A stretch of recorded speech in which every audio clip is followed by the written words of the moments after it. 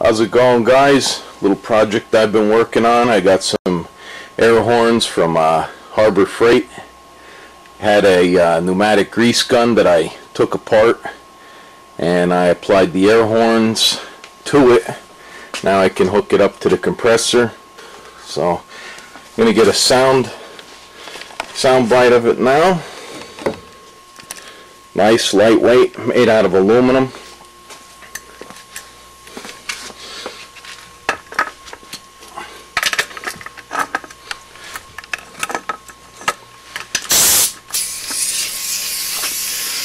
Here's what it sounds like.